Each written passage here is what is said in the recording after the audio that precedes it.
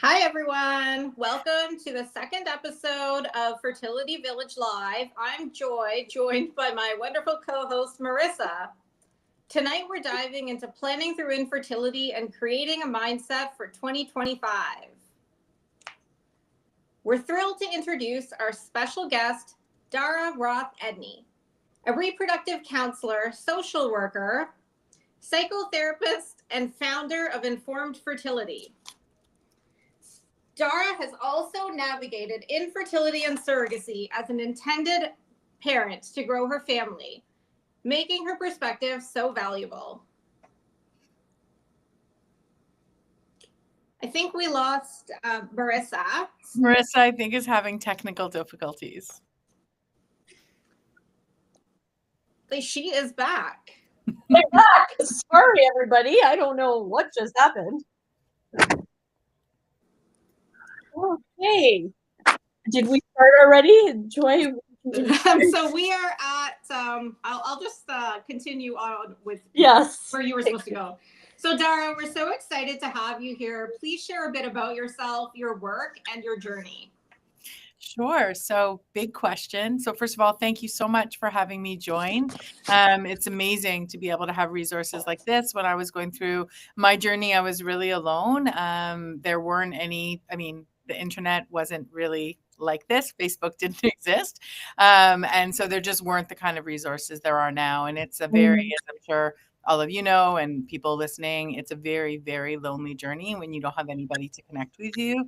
So it's just such a privilege to be here. I'm really, really excited. So where should I start? I think maybe I'll start with my practice first to give just a bit of a sense of that. So as you said, thank you. I'm a social worker and a psychotherapist, and I have a small group practice that is focused entirely in the area of fertility.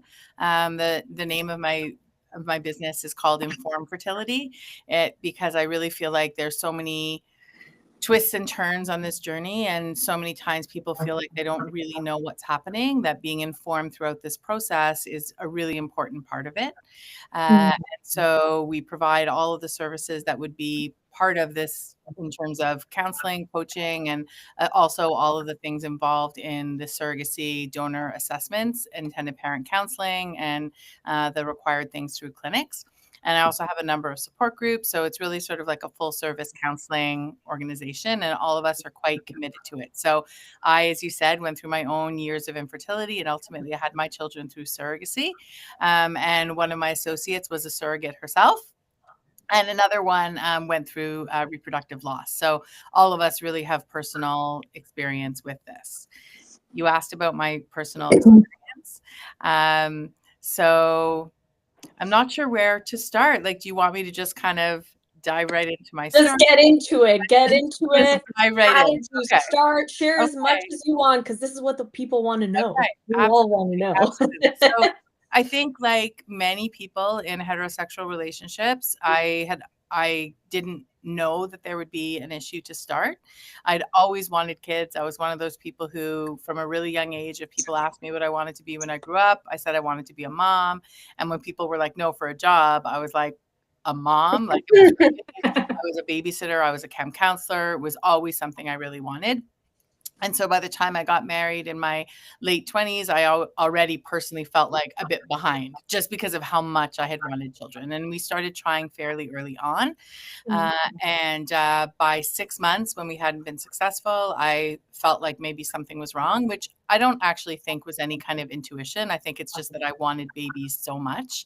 And 6 months it's a really long time when you're waiting and trying and waiting and trying, and you're living in those sort of 2-week segments, waiting to get your period, waiting to find out results. And so we went to my family doctor, who was terrific, and said, you know what, let's just do a semen analysis. And I feel actually, in my bad luck, quite lucky that my doctor didn't kind of blow me off. And I also feel really lucky that he started with my partner. It's like the easiest thing to test in that way. And I was really grateful that he didn't send me for a bunch of invasive things first.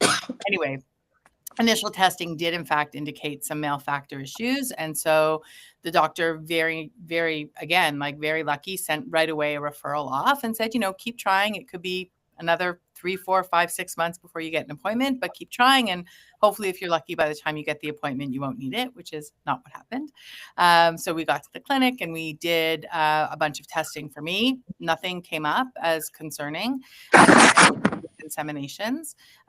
When none of those were successful, we went to IVF. And then over the course of what ended up being 6 years, we ultimately did 6 IVF cycles. The cycles were, I always had lots of eggs, but we would start off with 25 eggs or so. We'd get a good fertilization rate with ICSI, but then we would end up with 1, maybe 2 embryos. And so it seemed clear that there was obviously some significant female factor going on, but we couldn't really identify what it was. In that time, I had 1 early loss, but mostly I just wasn't getting pregnant. At one point, we investigated endometriosis on my strong push. I'd always had pretty debilitating menstrual cramps, and it turned out that I did have endometriosis. I actually remember waking up from the surgery and my husband sitting next to me saying, I never thought I'd be so happy to find out my wife has a disease. It felt like, okay, this is the answer. This is what it is. It's funny. I'm actually getting a little emotional thinking about that moment. It was sort of that feeling of like, okay, we know what it is, and now we can deal with it. And so I had a good excision surgery. I went on Lupron for 3 months, like all of the things. And the next IVF cycle also didn't work. So I had in there a few other surgeries, did some experimental protocols, which is sort of interesting to think about what experimental was 20 years ago versus today. There's a lot more technology available today, but we were doing what we could at the time. And ultimately, just nothing was working. And so at that point, it seemed clear that it probably wasn't going to.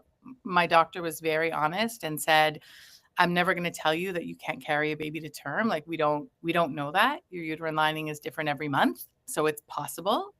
But at that point, I just felt like I couldn't do it anymore. And I remember, as though it was yesterday, really that feeling like if somebody told me that if I did 2 more IVF cycles, I would be successful and they could guarantee it, I didn't think I could do it. Like I just didn't think I had it in me. It had taken over really everything, right? I had been working at the time. I was a social worker and my area of interest had been women's mental health, but I was working with geriatrics. I love old people.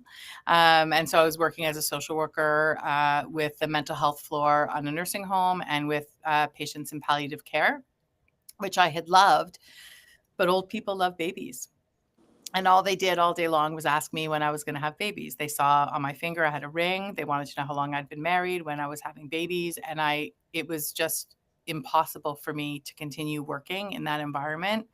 It was an environment where most of my colleagues were women.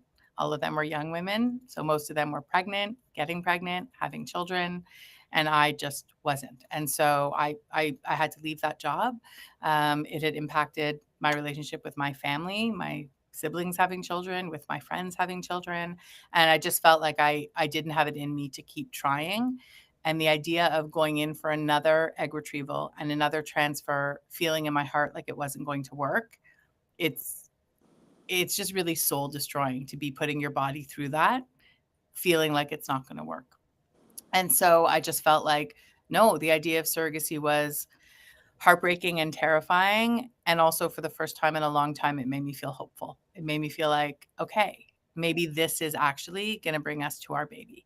And so we did. And so we jumped in, and it was a very different atmosphere than it is now. I feel in some ways that it was harder and lonelier. And in some ways, I think it was much easier. There weren't a million agencies.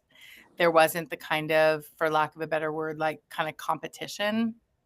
And that people didn't have to feel like they had to put on and put together like fancy videos and sort of like sell themselves in the same kind of way. There wasn't that same kind of, again, lack of a better word, like competition and pressure. There weren't people coming in from international places. It was much smaller, which had its hard points to it too. But in any case, we were matched with somebody, and that did not work out. And that was really, really hard and heartbreaking. And I'm happy to answer questions about that if that's of interest to anybody. And then we found our first surrogate that we went through the journey with, and she was amazing. It was her first experience as well. And so we were both equally excited and jazzed and happy to talk to each other nonstop every day, which was good because I was basically like an intended parent stalker. Like I would have been like happy to talk to her all day, every day. And have cameras all through her house, which is not allowed. And there weren't even cameras to do that at the time. And she wanted the same thing. Like she wanted to talk to me all the time. And she was like very open and really, really lovely. And we were incredibly fortunate. It worked with our first transfer. And I remember at the first ultrasound feeling simultaneously overwhelmed with joy and also really crushed. Like it was sort of, it felt like clear evidence to me, like, oh, I'm really never going to be able to do this. Like it just worked with her. Like it just felt like we just did one transfer and it just worked. And so it was amazing and hard. You know, I think I cried for 3 days after that ultrasound from joy and also from grief and from sorrow at what I was losing. Being pregnant was really an important thing for me to be able to do. And so that realization of like, wow, this is really concrete that I'm not going to be able to do that was hard. And then with every week that progressed through the pregnancy, where I got to know my surrogate more and I felt more comfortable that this could actually be a thing that would happen, that it looked like it wasn't going to be a miscarriage. It looked like it was going to be a baby that I was going to get to take home. That feeling of sorrow lifted more and more. And we were really fortunate. Everything went really well. Our surrogate was good and healthy, and our baby was born really beautifully, and all of that went well. And we had a great relationship with her. And then a number of years later, when we wanted another baby, we started all again. We had no embryos because my eggs don't make embryos that can freeze. And for a variety of reasons, none of which had to do with our interpersonal relationship, it wasn't possible to do it again with our same surrogate. And again, we were really lucky, and we found somebody to work with who was very different than our first surrogate, and we had a very different relationship that required lots of adjusting for me. And it was a really good, wonderful relationship also. We were really lucky. And again, we had a healthy pregnancy, some frightening complications that ended up being okay, and some frightening complications in delivery that ended up being okay. And ultimately, we ended up with another baby who was healthy and safe, and a good relationship with that surrogate as well. So ultimately, I would say there's an expression my grandmother used to say: you have to be lucky in your bad luck. And I feel like in lots of ways we had lots and lots of bad luck, and we were really, really, really lucky with how our journey went. I also think it's important for me, it's an obvious thing, but I think especially for family and friends, it isn't, that people really think about fertility treatment, surrogacy, donation. They think about these things as the solution to infertility.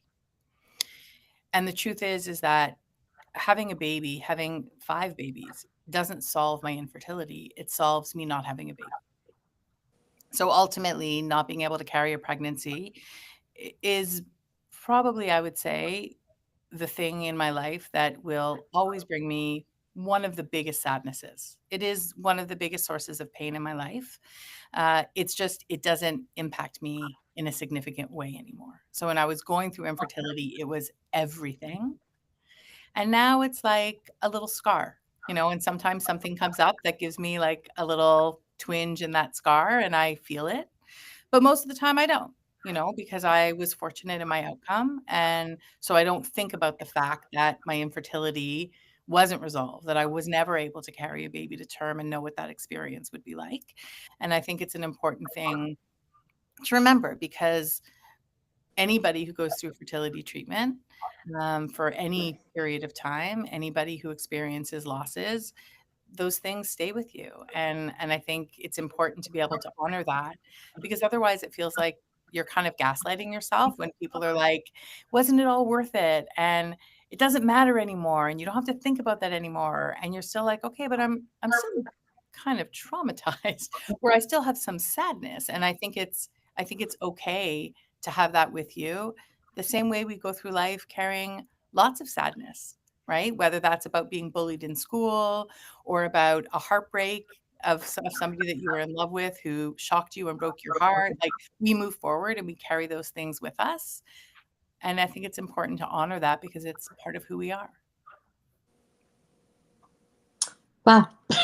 Thanks for sharing. I felt, honestly, some may know, some may not know, I'm an intended mom as well. And I had my first son through surrogacy. I'm currently on my third surrogacy journey, trying to have a sibling. And I felt like you were talking to me.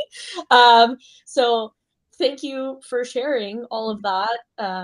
Very, very impactful story. And I can only imagine how your story has impacted your career as a social worker and how you work with people and women and men and couples every single day.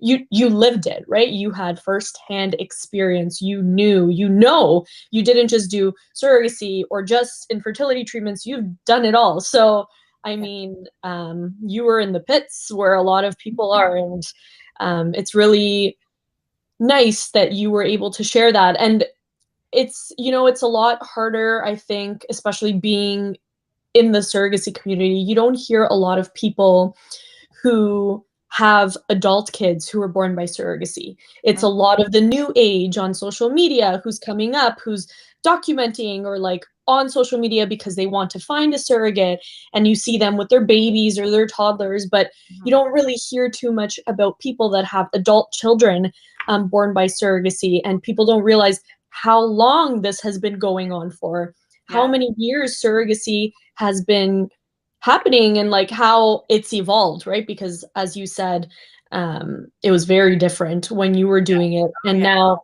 you're right, it's a competition. It's who can look flashier, who can look more appealing.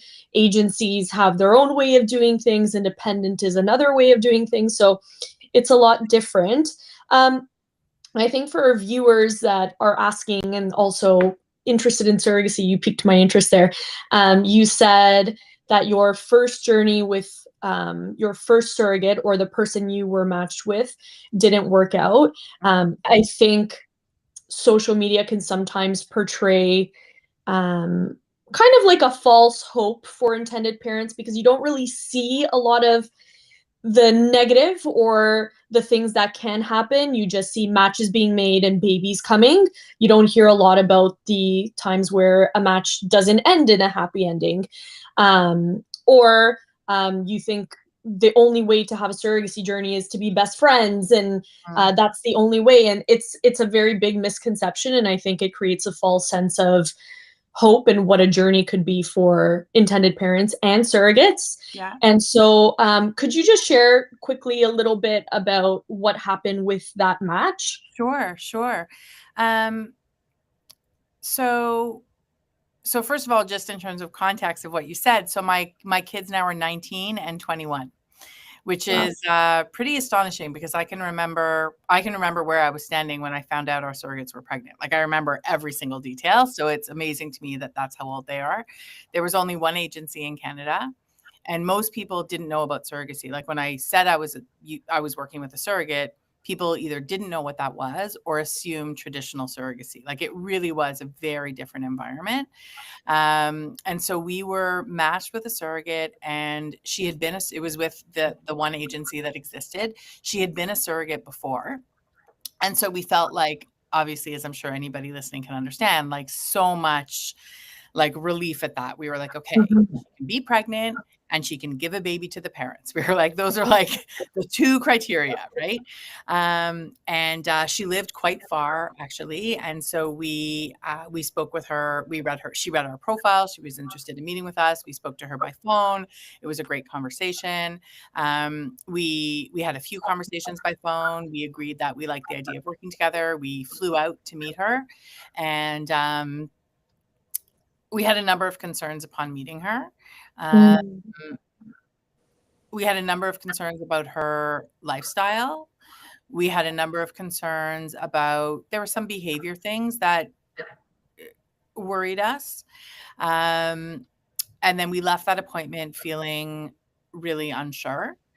And then we thought, okay, well, and then we had sort of reasons, like we sort of were like, okay, well, this worried us, except this. And that worries us, except I mean, this is also true.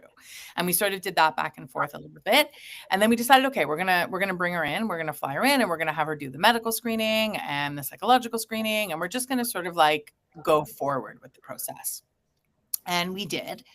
And the whole time, I remember it was really, I really wanted everybody to meet her. Like I wanted to know what my doctor thought. I wanted to know what the person doing the psychological evaluation thought. When we had lunch with her, I wanted my sister to meet us at the restaurant to like get my sister's opinion. Like I am, and my partner and I just kept talking about it. Like, what do you think? What do you think? Well, I don't know. This worries me. One of us would be like, well, I'm worried about this. And the other one would be like, yeah, except remember. And then we'd be like, okay, that's true. And we sort of kept doing that back and forth.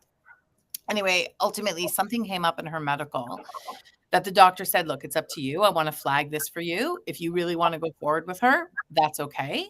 I'll support it. But I wanted to sort of highlight this for you. And I just sort of, I took a breath and I said to my doctor, what do you think we should do? And he was like, I'm not, like, he was sort of like he knew he had been with us at that point for more than 5 years. And he knew how hard it was even then to find a surrogate. And I think he just was hesitant to say no, right? So he was just like, it's really up to you. And I said, if I were your daughter, what would you tell me? And he said, I would tell you not to go forward with her. And wow. Similar to when we decided to go with surrogacy, I felt a combination of relief and grief of like, is this never going to happen? Yeah, another setback. Another setback. We had spent a considerable amount of money at that point, right? For anybody who knows. Yeah, right? Like, neither is infertility. So yeah, right? Yeah. Agency fees, flying out to meet her, flying her in, all of the medical screening. Like we had spent a lot of money, and ultimately we were just like, okay, no. And then we waited and waited, and then we were matched with the wonderful woman who carried our daughter. And the thing that's really interesting, which I know not everybody has this privilege because of how hard it is to find the matches these days. But the truth is that when we met Cecile, the woman who carried our oldest daughter, I actually didn't even need to know my partner's opinion. I mean, I did because, that's appropriate. Whatever. It'd be rude to like go forward without asking. But in fact, like meeting her, I felt really comfortable with her right away. And that doesn't mean that there weren't big differences between us. Like we didn't talk about politics. We have different ways of being in terms of our family and our lives and our lifestyles. Like, I'm not saying we were the same. I'm just saying I just trusted her. I trusted her husband. We got a good vibe. And in that same first talking with her, we were already talking about like when cycles could start and when we were ready. And we got into the car to drive home and we were both like, okay, this is it. And of course I wanted her to have a medical screening. And of course I knew that I wanted her to have a psychological screening, but I actually wasn't worried. Like those felt like, okay, these are appropriate steps and maybe professionals will see something that we are not seeing. Because even though I'm a social worker, it's not appropriate to do your own evaluations. But I had a sense of confidence, and I sort of liken it to meeting anybody, right? When people are like, how will I know? And I say, well, sometimes you go to a party and you meet people and you meet somebody and you're like, I really like you. Right. And sometimes you may not see that person again, or you may see them once a year at your friend's party. And you're like, why don't we get together? Like, I really like you. And you just get a good feeling right away. And other times you meet somebody and you're like, I just don't like you, or I just don't trust you, or I get a weird vibe from you. Yeah. And the truth is that I think that those feelings that you have are important, because at the end of the day, the relationship is not about your surrogate and the agency. It's not about your surrogate and the doctor. It's about you and your surrogate. And I think, if listening to the medical opinion is paramount, listening to the opinion of the person who does the assessment is paramount, of course, but all those people could give a check mark. And if you still have a not good feeling, that's not going to get better over time with this person. And so ultimately it did feel like that was the right decision for us, of course. Well, thank you. Thank you so much for sharing that. There's a lot of... Somebody saying, is my screen not centered? Okay. Thank you for sharing that. There's a lot of power in your story. And like I said, not a lot of the not positive side of surrogacy gets shared a lot. So it's very powerful for, I think, intended parents to hear that kind of side. There's also kind of in the surrogacy community, and I know we're going to have more surrogacy episodes, right? Yes? Okay. So maybe we'll bring you back for that. Anytime. Yeah. So the thing with surrogacy too is that, you know, there's this fear within intended parents that they cannot speak out or not share their negative experiences because they will be viewed as a certain way, as ungrateful or not willing to compromise or just not good people because there's somebody willing to give them this amazing thing, this amazing gift, and they're ungrateful. But there's so much more than that, right? There's so much more that goes beyond just black and white. There's like a gray in the middle, and feelings and personalities and logistics and finances, and there's so many things. I would say too, I mean, I think one of the things that I think is unfortunate about the way altruistic surrogacy is presented is that it really is presented as something an amazing woman is doing for someone else. And I think that that is true. I also think it's true when women are being paid in other countries. Like, I think if somebody is doing this truly voluntarily and not through any kind of like financial or emotional coercion, then I think regardless of whether she's getting paid or not, I think it is an incredibly beautiful, generous thing to do. I also don't think that it's quite that straightforward. And in fact, when I do surrogate assessments, one of the things that I look for is, why are you doing this for you? Like, and when they say, I want to help somebody have a baby, I'm like, okay, that's for them. But what does it mean for you to do this? Because to me, this is actually about everybody is getting something from this. And I'm not talking about the finances. I'm talking about that this has to be meaningful for a surrogate. That it can't just be about her giving of herself for somebody else. It's too much for somebody to do for that reason. It has to be because this is meaningful for her, because being a mother means something to her, and it means something to her to help somebody else, because she has there's like so many reasons that I hear from surrogates about why they want to do this. When I ask those questions, they want to teach their children about giving of yourself. They want to teach their kids about helping other people. They want to do this for a queer couple, to teach their children that love is love and everybody has the right to have a family. They want to do this for a single woman because they were a single mom. They have like that there are reasons that are beyond the person they match with. And that's more about like a personal philosophy and a personal desire to do something. And I think that that's really important. And it also, I think, balances it a little bit, because the truth is that if I had $10 million, that wouldn't be enough to give my surrogates for what they did for me. Like, I can't ever repay that. So if their reason for doing it is altruistic in the true sense of it, then it is completely imbalanced, as opposed to, you know, when I donate to charity, is that altruistic? Sure. But it's also not. Like, I get something out of being the kind of person who donates to charity. When I do this kind of talk, right? Like, if I stay after hours to meet with a client because there was no room in my day, like, there are all kinds of things that I do that are sort of like out of the goodness of my heart. But it's not like I don't get something from that. And I think that that's an important thing to recognize, because I think that it takes it away from surrogates being like these like sort of non-human angels. And it's like, this is something that is beautiful for everybody to do. It's beautiful for people to do together. And the way it works the best is when surrogates are able to say, this is what I need. And when intended parents are able to say, this is what I need. And then people could say, wow, we're a great fit. Or, you know what? I actually think we're not going to be a great fit. And that's okay. Because you'd be a great fit with somebody else. But if it's positioned that intended parents don't have a right to have a voice, Or surrogates are afraid to say that actually they want to stay in close contact after a baby is born. Mm-hmm.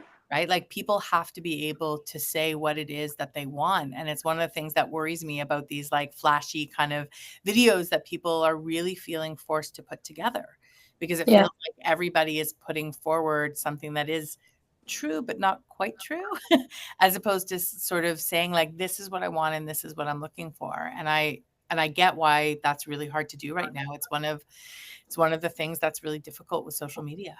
It's not the way anymore, unfortunately. This is what I want, and it's like, woo, like I don't even know. It's very flashy. You're right. It's a lot different. But anyways, I took this conversation so into like the other side of the earth, and I am sorry. Let's get back on track. Absolutely. What are we doing to get back on track? Thank you for sharing all of that. We will definitely have you back for Surrogacy Week, which I'm sure we will be having at some point, because clearly one episode is not enough. So happy to come back anytime. Producer, if you're hearing this is what we're doing eventually. Okay, so let's get back to the topic. Okay, so fertility, infertility in general, treatments, going to doctor's appointments, working while doing this, all of this stuff can feel super overwhelming, as we know, right?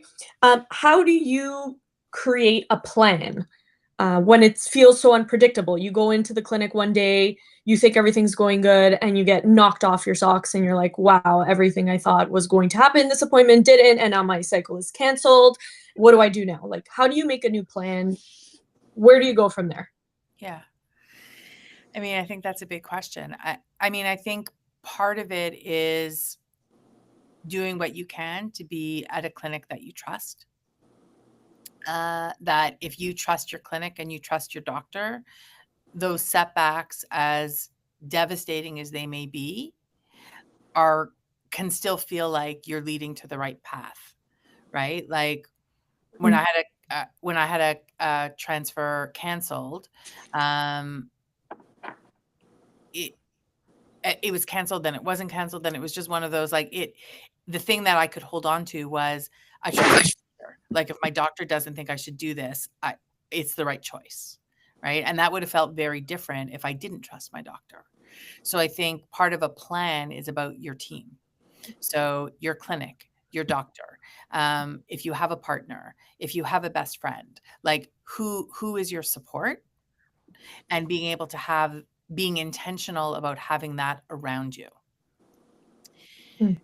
Trying to know what it is that you can hold on to, that you can rely on, and being able to focus on those things.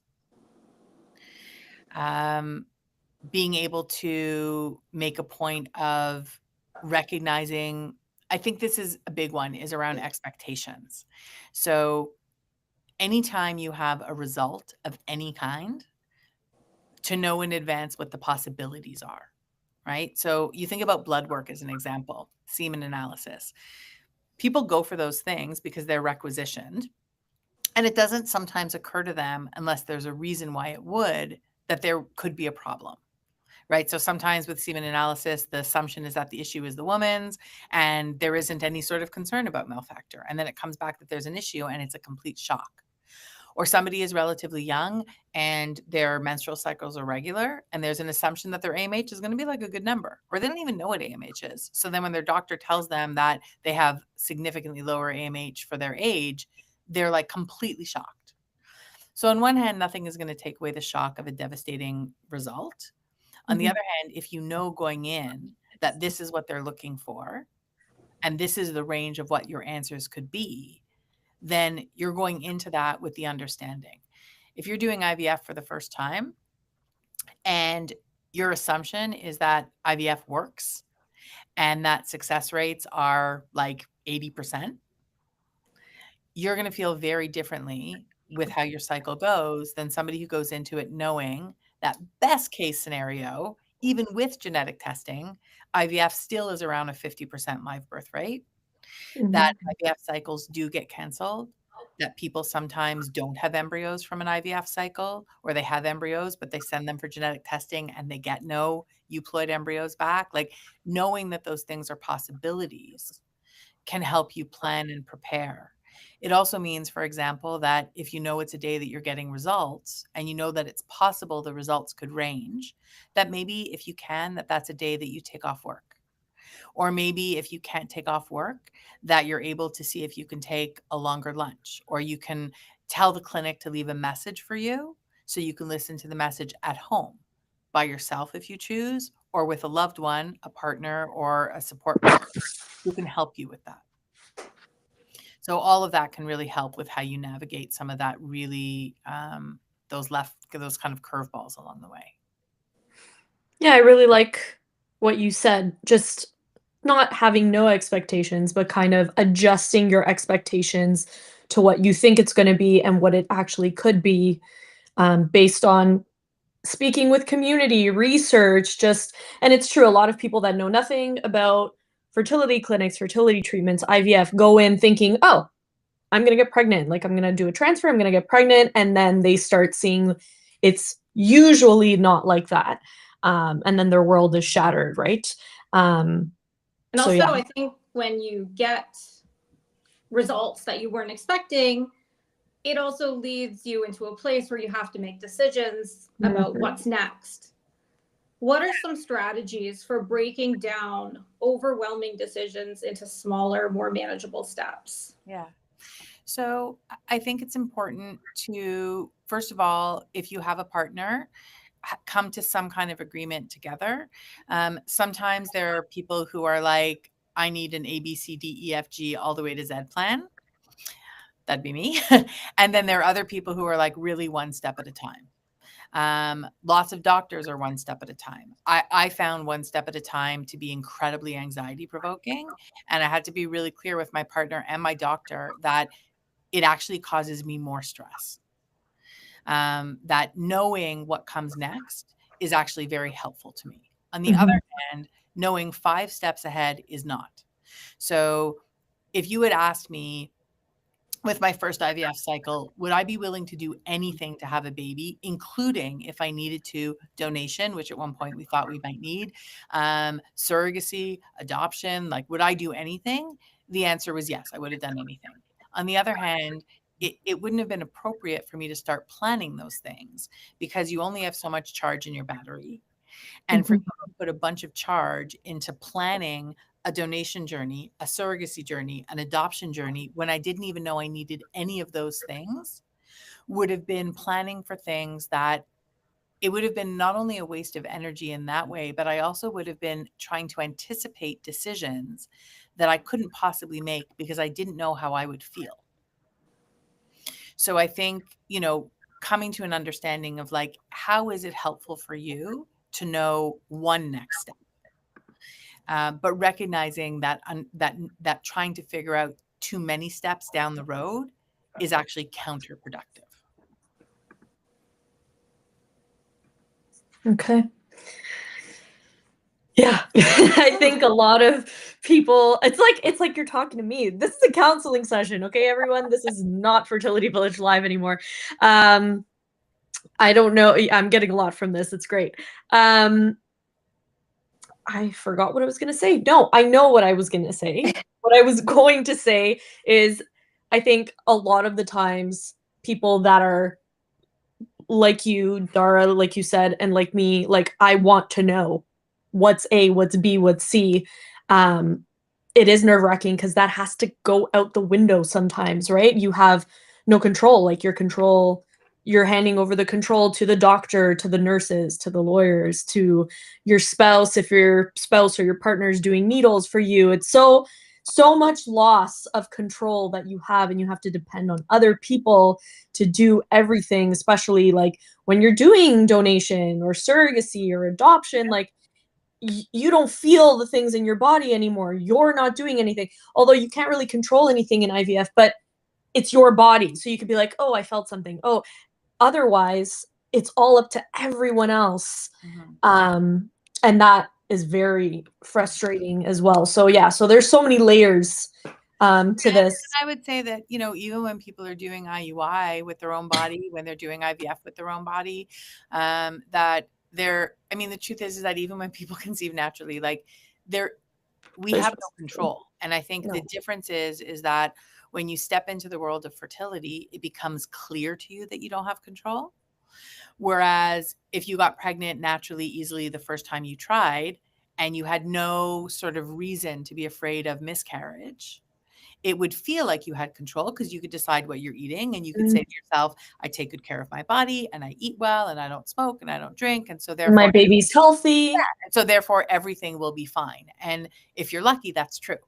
But it's also true that many of us and many people listening today thought that, and that turned out not to be true. So the truth is that whether or not you're doing this with your body, whether it's your partner's body that's doing it, or whether you're needing to use the help of somebody else, we just don't have control. I mean, that is the truth and the terrifying truth of being human. Yeah. Yeah. Yeah. Yeah. I just had my own question because I'm an intended mom as a single mom by choice who's been doing this for many, many years. And I always find when I'm making decisions, it's on me, and I never know if I'm making the right one. I almost feel like I'm plagued by hindsight in almost every decision I make. Do you have any advice for people who don't have a partner when they're making decisions? Yeah, I would say that for people who don't have a partner, I would also say for people who do, you know, oftentimes the treatment partner is the one who does the decision making, because the non-treatment partner is like, listen, this is your body. I don't really have a right to say what you should or shouldn't do. And often I find partners are really hesitant to give a strong opinion. So for the decision makers, that question of how you make those decisions, how you feel about decisions that you've made. You know, one of the reasons I called my business Informed Fertility is because I think it is important to be informed. And I think, you know, feeling comfortable that you're with a clinic that you like, that you have, if you are working with a counselor, that it is somebody who specializes in reproduction, that you have a good team of people who can help sort of coach you, advise you, counsel you, all of that. Ultimately, though, I think with a lot of these things, regardless of the outcome, it isn't that there's a good or a bad decision. And I'll give you an example, just sort of, I love analogies. And I always say, like, you know, sometimes I'm sure my analogies like just are like, and they don't go but sometimes they hit the mark. And you know, let's say you drive to work every day, and every day you put on Waze or Google Maps just to check traffic. And it typically takes you the exact same way, and everything is always fine. And one day you wake up and you go onto Google Maps and it tells you the same way, or maybe that way it tells you a different way. That's a way that you've taken before. And so you follow your Waze or your Google Maps and you get into a car accident. It's easy to say, I shouldn't have gone that way. But actually you should have. That was a completely reasonable choice. You've driven that way before. The map told you that that was a good way to go. There was no reason why that would have been a bad choice. So the fact that the outcome wasn't what you wanted, the fact that the outcome wasn't what you should have had, what you deserved, whatever language you want to use, that doesn't mean you made the wrong choice, because you made the choice based on the information that you had. And that's all we can do. We have the data that we have, and we make the decisions that we make based on that. So that is why it is useful to have a team that you trust, that if something is making you uncomfortable, that you're able to have a voice about that. But at the end of the day, we can't make decisions with data we don't have.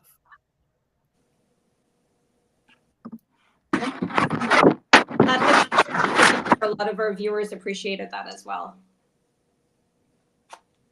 Yeah. Let's jump to something else. We're going to speed up a little bit because we got a little carried away there. We have 15 minutes left.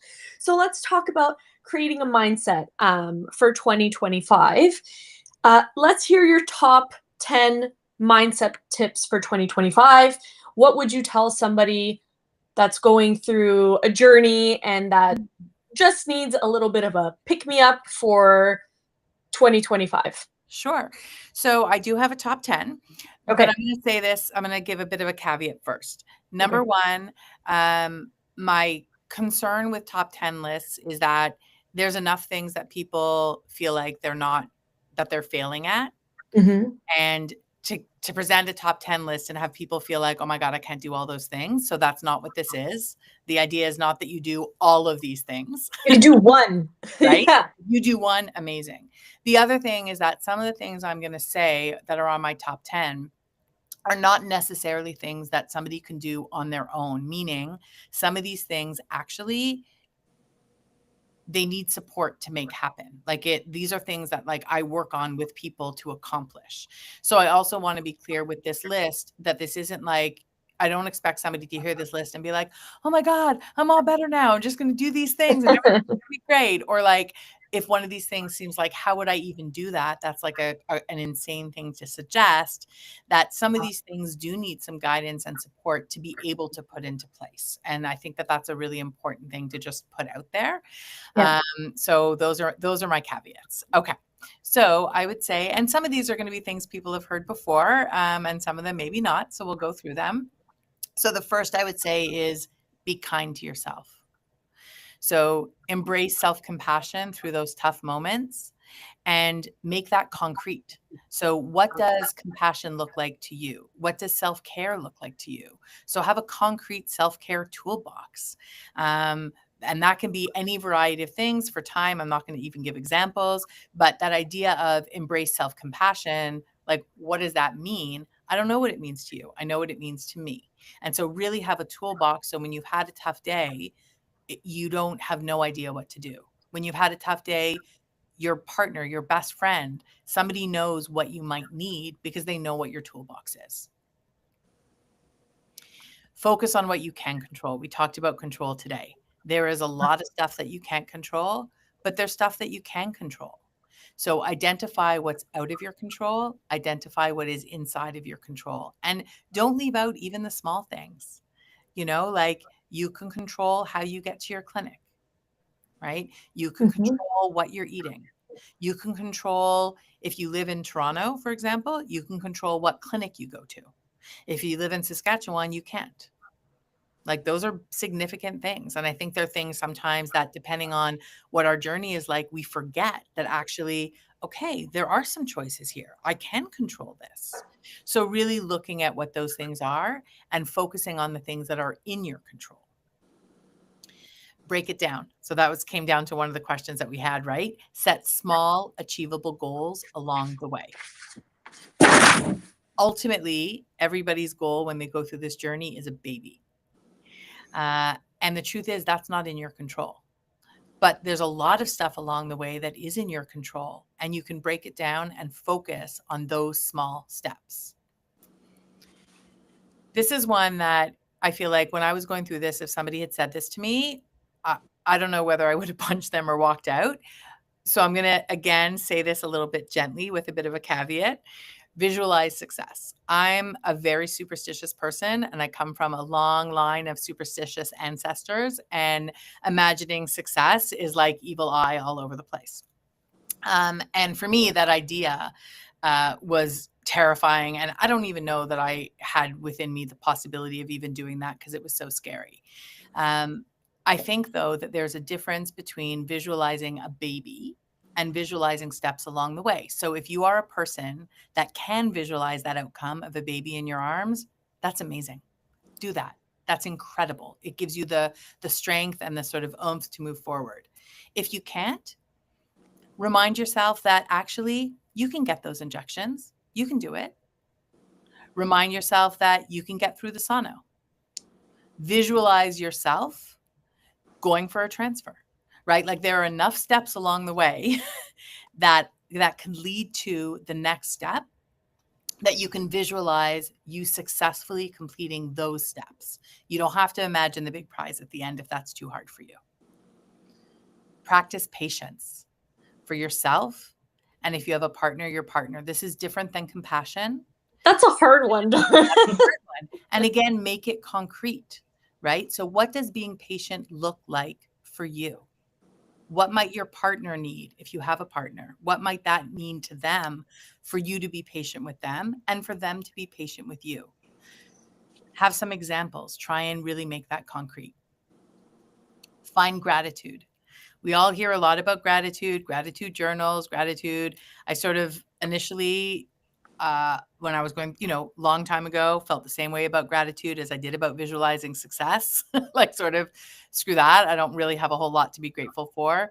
Or when I thought about gratitude, I thought about the same things every day, which I stopped feeling grateful for because I was so distressed, right? Grateful for the big macro things in my life. The fact that I live in Canada, the fact that I do have a partner, the fact that I'm able to afford fertility treatments. I was so grateful for all of those things. But at the end of the day, those things didn't make me feel better about not having a baby. And I think that is where people misunderstand the point of gratitudes. The point of gratitude is not to compensate for larger painful things. Nothing is going to compensate for that. There is no thing that you're going to have that is going to make up for what your experience is right now. The idea is that your experience can be all of the hard, big, sad things, or it can have the big, sad, hard things and other things.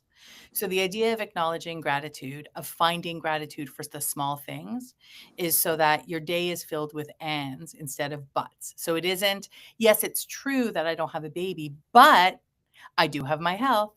Or it's true I don't have this, but the but is telling you that you don't have a right to feel the way you feel. Instead, it's saying, I am holding all of this grief and all of this fear and all of this sadness. And I also managed to do a really good yoga class where my body felt strong and good. I'm holding all of this grief and I watched a funny movie and I laughed for 2 hours, right? So you're finding gratitude for things. So your perspective is not fully on the thing that's breaking your heart, that you're able to, at some points during the day, for 5 minutes or a few hours, shift your perspective to remember that there are other things also, not to make up for the sad thing, in addition. Build your support network. Surround yourself with understanding people. And understanding, I think, is a bit of an interesting word because it's possible to surround yourself with people who support you, even if they don't quite understand. It's hard to find people who understand. I think it can be really helpful to identify people. This sounds totally cheesy, but I think even like making a list of who is in your life, because oftentimes the people that we rely on are the people that we rely on because they're in our life. And when things are good, we don't necessarily need to pick that apart. But when things are hard, it can be helpful to remember, you know what? This person I love, they're great, they're amazing, but actually they're pretty anxious. And when I think about it, anytime I talk to them about what I'm going through, their way of helping and supporting me makes me feel more anxious. Or I really love this person, but they're close with that person and they've got a big mouth, and I actually don't want that person to know what I'm going through. Right. So I think often we feel like there are people in our lives that have like a bit of a right to know what's happening if we're open people. And instead, I think really thinking about who is in your network and who can help you. Who are the people that them knowing what you're going through is actually going to be helpful to you because they're calm, because they're empathetic, because they're non-judgmental, because they actually are totally self-involved, won't ask you a thing about what's going on with you, and you can spend an afternoon with them thinking about their issues and being able to ignore your own for a day, right? Like, who are the people that are going to be helpful to you? Prioritize calmness. How you feel is not going to impact your outcome. Distress, anxiety does not cause miscarriage, and it does not make treatment not work. It does, though, make it harder, right? The more anxious we are, the more procedures hurt. The more anxious we are, the less well we're sleeping. The more we fight with our friends, our partners. The less likely we are to remember what our doctor told us. The less likely we are to remember the questions we had for our nurse. So trying various mindfulness approaches to see what fits with you and practicing it regularly so you have those good outcomes, so you are able to calm yourself down when your anxiety is high, so you can take in what you're being told, so you can sleep better at night, and you could make better decisions. This is one that is virtually impossible to do without support in terms of like some training. Easy to say, not easy to do. Set boundaries. Practice saying no without guilt to protect your energy. Examine the accuracy of when you say to yourself, no, I have to do that. I need to go there. Really understand who is going to suffer if you say no. And if the answer is other people, what does that mean? If the answer is me, right? If the answer is, well, if I say no, they're going to be upset. Well, what does that mean if you say yes? Like, who are you prioritizing here? And what does it mean? So that is hard to do, very hard to do. It takes a lot of practice, and it is essential through this process. And last, I'd say honor your emotions. Accept and process your feelings without judgment and with self-compassion. There's a lot of things that come up through this journey that feel uncomfortable. How we feel when close people in our lives announce pregnancies, the feelings that come up for us in those moments, how we feel about all kinds of things that are going on. It's easy to feel judgmental about our feelings, and it's easy to feel like other people have it worse. Why am I so upset? It's easy to feel like other people have it so easy. It's not fair, and then feel guilty about feeling that. So the truth is, feelings are feelings. There's no morality around them. Our feelings come up because they need to come up, because they are legitimate feelings. And so give space for those feelings. And those are my top 10. Wow, those are awesome top 10. You know, I think what we're going to need to do, we're going to have to do a post with all of the top 10 where we could just put those in writing so people can go back and read it to remind themselves, because they were very, very insightful. And I think we need more reminders of it. And it's not a failure if you don't do all of them, but just doing one. Just mastering one, taking the year and mastering one mindset would make such a difference in just your mental health throughout this journey. So thank you for sharing all of those, Joy. So Dara, before we wrap up, can you let everyone know where they can find you and what services you offer? Absolutely. So I can be found. My website is informedfertility.ca. And I can be reached through my website. It's probably the easiest. I have an assistant who is amazing at getting back to people, like within a couple of hours usually. And the services I offer would be individual counseling, couple counseling, group counseling, assessments in advance of, for egg donors, for surrogates, for sperm donors, implications counseling when people are doing, for some clinics, they require it in advance of IVF. And of course, when people are doing donation or surrogacy.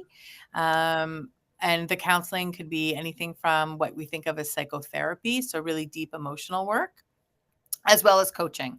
So obviously I've been in this field for a really long time. And while I always say, like, not a doctor, not an embryologist, not a lawyer, I do have some good insight into various things. And so people often will come to me for help around decision-making, as well as the more emotional parts of things. And so all of those services, and I do have a number of support groups that are all free. So one for primary infertility, one for secondary infertility. I don't mix the groups. One for warriors who are moving on to donation, surrogacy, adoption, or no longer in treatment, and a men's group. And so there's lots of support, either through the support groups, through the WhatsApp groups, individual counseling, or couple group, all of that. Okay, well, Dara, we want to thank you so much on behalf of Joy and I, on behalf of Oasis, and on behalf of Fertility Village Live. Thank you for joining us. Thank you for sharing your wisdom, your experiences, your stories, your feelings. You will also be on the Oasis Fertility podcast very, very soon. So look out for that episode. I'm not sure the date, but it's coming. So I know it's coming. We'll advertise it. And Joy? And to everyone watching, thank you so much for being here. Remember, you're not alone in this journey.